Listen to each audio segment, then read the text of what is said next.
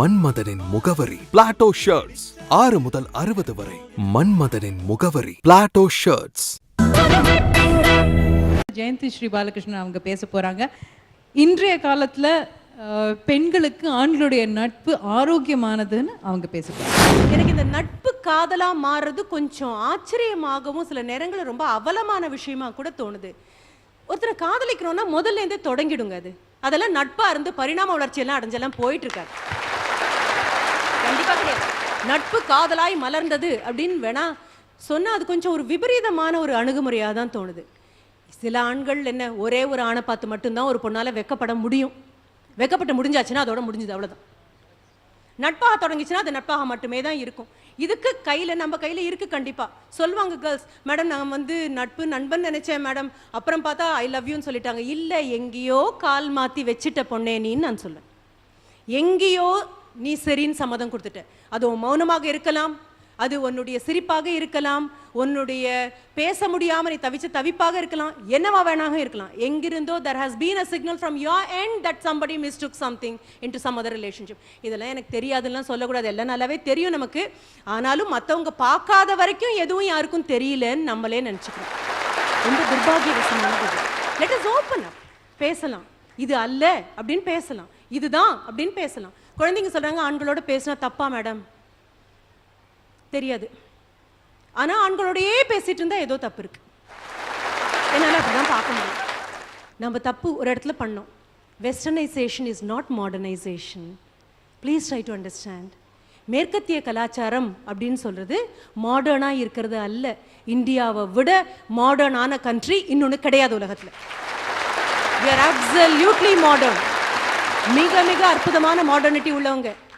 ராமனுக்காக சீதையை தேடி இலங்கை வரை போய் இது சீதையா இது மண்டோதரியான்னு தேடி தேடி கண்டுபிடிச்சு கடைசியில் அந்த அசோகவனத்தில் மரத்து மேலே உட்காந்துருக்கக்கூடிய ஆஞ்சநேயன் கூட கீழே இறங்கி நான் உன்னை தோளில் தூக்கிட்டு போகட்டுமா அப்படின்னு கேட்ட போது என் மகன் மாதிரி இருக்கிற நபர்கிட்ட கூட என்னால் அவர்கிட்ட போய் அவர் வருவார் நான் காத்துட்ருக்கேன் அப்படின்னு சொல்லுப்பா.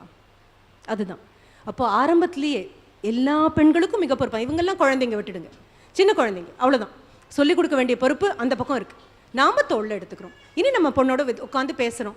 ஊரில் இருக்கிற எல்லாருக்கும் தெரியுது என் பெண் காதல் வயப்பட்டிருக்கா, எனக்கு மட்டும் தெரியல அப்படின்னா எனக்கு அந்த அம்மா தகுதி மேலேயே சந்தேகம் வருது. 2 நிமிஷத்துக்கு 3 நிமிஷம் என் பொண்ணு மயங்கி கண்ணாடியை பார்க்குறான்னு எங்கேயோ ஏதோ பேசுறதுன்னு எனக்கு தெரியாது. அவ்வளோ கூடவா தெரியாமல் இருப்பேன் நான்? கண்டிப்பாக கிடையாது. இல்லை, நமக்கு அடையாளம் தெரியும். ஆனால் அதுக்காக காதல் என்னமோ ஒரு கண்டேஜியஸ் டிசீஸ் மாதிரி இப்படி ஓடுறோம். அதுவும் எனக்கு ரொம்ப ஆச்சரியமாக இருக்கு. சமுதாயம் கலெக்டிவாக அடுத்த எவல்யூஷனரி ஸ்டேஜுக்கான நிலைமையில நின்றுட்டு இருக்கோம். ரொம்ப அவசியங்க அப்படின்னு சொல்லிட்டு நம்மளால விலக முடியாது. ஐயோ ரொம்ப ஆபத்துங்க அப்படின்னு சொல்லிட்டும் விலக முடியாது. அவசியமானது தான். Sometimes it becomes a necessary evil also. ஆனால் ஆரோக்கியமான அவசியம், ஆரோக்கியமான ஆபத்து என்னன்னு சொல்லுவோம். It's a healthy risk you will have to take. என்ன பண்ணலாம்? உலகம் பூரா ஆண்களே இல்லாமல் அடிச்சு விரட்டிடலாமா?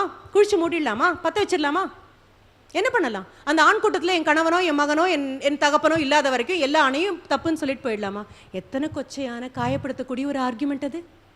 கண்ணுக்கு தெரியாத எத்தனையோ ஆண்களுடைய கரகோஷமும் அவங்களுடைய வாழ்த்தும் இல்லாட்டா இந்த குழந்தைங்கள்லாம் இங்கே உட்கார முடியுமா? நம்ம எதுக்காக காயப்படுத்திக்கணும், எதுக்காக கொச்சப்படுத்திக்கணும்? பயம்தான், அச்சம்தான். சரி, இங்கே இருக்கிற சபையில் குழந்தைங்கள்லாம் சொல்கிறாங்க ஆண்கள் தான் எங்களுக்கு ரொம்ப உத்வேகம் கொடுத்தாங்க. எத்தனை வயசு வரைக்கும்மா?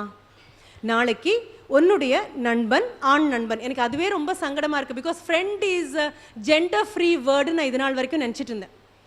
Friend is a gender free வேர்டுன்னு நினச்சேன். அதுக்கு இவ்வளோ ஸ்பெசிஃபிக்காக ஒரு ஜெண்டரை கொண்டு போய் தலையில் குத்தி இப்படி பாடுபடுவோன்னு நான் நினைக்கவே இல்லை. நட்பும் அதுக்கும் எந்த லிமிட்டும் கிடையாது. ஆனால் 2 பேராமீட்டர் வச்சுட்டு நம்ம ஒர்க் பண்ணுற மாதிரி எனக்கு தோணுது. எனக்கு ஒரு ஆண் நண்பன் இருப்பதில் எனக்கு எந்த விதமான கூச்சமோ சங்கடமோ கிடையாது. சரி, நாளைக்கு கல்யாணம் ஆனதுக்கப்புறம் என்னுடைய கணவன் தான் எந்தெந்த பெண்ணுக்கு ஆண் நண்பனாக இருந்தானோ அந்த பெண்களெல்லாம் கூட்டிகிட்டு என்கிட்ட அறிமுகப்படுத்தும் பொழுது இவ்வளவு ஆரோக்கியமாக என்னால் பேச முடியுமா? அப்போ வேற பேராமீட்டர் கையில் எடுத்துக்கிறேனே. மனைவி, பொசசிவ் லவ் அப்படின்னு பேச ஆரம்பிச்சிடறேன் இல்லையா? உங்களை அளக்கிறதுக்கு எந்த அளவுகோலை பயன்படுத்துறீங்களோ அதே அளவுகோலை அடுத்தவங்களுக்கும் பயன்படுத்துங்க. இல்லையா 2 பேரும் அளவுகோலை விட்டுட்டு புதிய அளவுகோலுக்கு போங்க. as long as that is not possible, healthy relationship is impossible. அதுக்காக விட்டுடலாமா? நோய்ங்க பயங்கர சீக்கு விட்டுடலாமா? தொலைஞ்சு போங்கன்னு விட்டுடலாமா? ஆமாம், வயல் தான், பயிர் இருக்குது, 10 களை கூடை இருக்குது.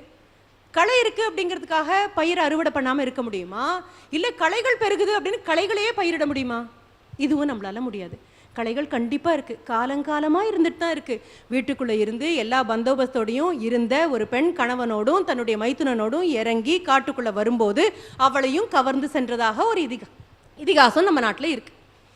5 கணவர்கள் காப்பாற்றுவதற்காகவே நிற்கிறாங்க அப்படின்னு சொல்லும் பொழுது கூட சபையில் மானபங்கப்படுத்தப்பட்ட ஒரு பெண்ணை பற்றின கதை இருக்குது. இவையெல்லாம் இருக்குது. Who are these women? இந்த பெண்கள்லாம் யாரு? They are all our representatives.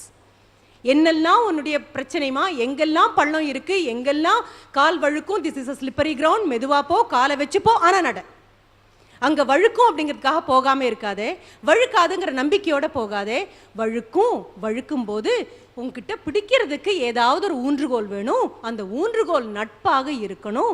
அந்த நல்ல நட்பாக ஆனால் புரிஞ்சுக்கோங்க, நடந்து அந்த பக்கம் போனதுக்கு அப்புறம் அந்த குச்சியை கையில் என்னால் தூக்கிட்டு போயிட்டே இருக்க முடியாது. இன்னொன்று, என்னுடைய நண்பனுக்கு இன்னொன்று ரொம்ப நல்லா தெரியணும். என்ன, கணவனும் மனைவியுமாக நாங்கள் 2 பேரும் இறங்கி போகும்பொழுது என் நண்பன் உண்மையான ஆரோக்கியமான சிந்தனை உள்ள என்னுடைய நண்பனாக இருக்கும் பட்சத்தில் அவன் முதல்ல மட்டும் இல்லை, முடிகிற வரைக்கும் பேசுறது என் கணவனோட மட்டும்தான் இருக்கும், என் கூட இருக்காது. அதே மாதிரி நான் ஆரோக்கியமான ஒரு ஆணுடைய நட்புக்கு பாத்திரமான நபராக நான் இருக்கும் பொழுது அவனுடைய மனைவிதான் எனது முதல் தோழியாக எதிர்காலத்தில் மாறுவாளே அல்லாமல் என்னுடைய நண்பனாக நீ இறந்த காலத்தில் இருந்தேன் போய் என்னால் எதையும் நிரூபிக்க முடியாது. ரொம்ப ரொம்ப ட்ரிக்கியான டிரான்சிஷன் டைம்குள்ளே வந்து சிக்கிட்டு இருக்கோம். விடவும் முடியாது, எடுக்கவும் முடியாது. இதில் தான் நம்மளுடைய விவேகமும் சாமர்த்தியமும் படிப்பும் வளர்ச்சியும் எல்லாம் இருக்குது. காதலன் ஒருவனை கைப்பிடித்து அவன் காரியம் யாவிலும் கை கொடுத்து, அடுத்த சென்டென்ஸ்ல தான் இந்த பாரதியை இன்னும் பிடிச்சு வச்சுட்டு இருக்கோம். மாதர் அறங்கள் பழமையை காட்டிலும் மாண்புறச் செய்து வாழ்வோமடி. அதற்கு யாருடன் ஏற்படக்கூடிய நட்புமே ஆரோக்கியமா இருக்கணும்.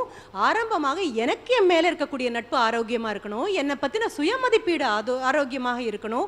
அப்புறம் உங்க மேல இருக்கக்கூடிய நட்பு ரொம்ப இயல்பா ஆரோக்கியமானதாவே ஆகும். என்ன காரணம்னா, நட்புனாலே ஆரோக்கியம் தான் அர்த்தம்.